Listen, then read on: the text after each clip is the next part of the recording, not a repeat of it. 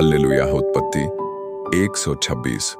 तब परमेश्वर ने कहा, हम मनुष्य को अपने स्वरूप में अपनी समानता के अनुसार बनाएं और वे समुद्र की मछलियों, आकाश के पक्षियों, घरेलू पशुओं, सारी पृथ्वी और पृथ्वी पर रेंगने वाली सब वस्तुओं पर अधिकार रखें। यह वचन हमें मनुष्य की पहचान, आइडेंटिटी और उद्देश्य, पर्पस दिखाता है।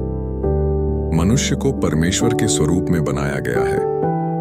एक बार कल्पना कीजिए, जब कोई चित्रकार चित्र बनाता है तो वह अपने दिल, स्वभाव और भावनाओं को उसमें डालता है। इसीलिए चित्र में चित्रकार का मन छलकता है।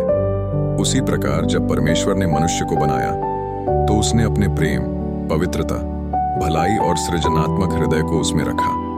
इसीलिए मनुष्य कोई साधारण सृष्टि नहीं है, बल्कि परमेश्वर के हृदय को प्रतिबिंबित करने वाला दर्पण है। लेकिन संसार अक्सर कहता है, तू असफल है, तेरे पास कोई मूल्य नहीं है।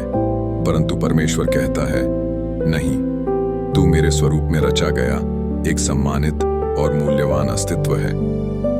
हमारा मूल्य हमारे रूप, शिक्षा या धन से तय नहीं होता, बल्कि इस सच्चाई से आता है कि सृष्टिकर्ता परमेश्वर ने हमें बनाया है। इसके अलावा परमेश्वर ने मनुष्य को एक दायित्व, मिशन दिया। उन्हें समुद्र की मछलियों, आकाश के पक्षियों और सारी पृथ्वी पर अधिकार रखना है। इसका अर्थ यह नहीं कि हम संसार पर शासन करें, बल्कि यह कि हम परमेश्वर के हृदय से इस संसार की देखभाल करें। हम परमेश्वर के प्रतिनिधि हैं, इस पृथ्वी को सुंदरता से संभालने वाले भले प्रबंधक, स्टीवर्ड्स। उदाहरण के लिए, ईमानदारी से काम करना, पड़ोसी से प्रेम करना और प्रकृति की रक्षा करना, ये सब कार्य परमेश्वर के स्वरूप को प्रदर्शित करते हैं।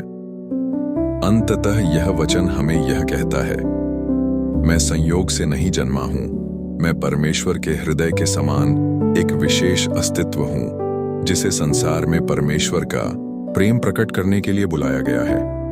आज भी दर्पण की तरह अपने भीतर झलकने वाले परमेश्वर के स्वरूप को इस संसार में प्रतिबिंबित करें। यही वह कारण है जिसके लिए परमेश्वर ने मनुष्य को बनाया। आज भी प्रभु में विजयी रहें। आमीन।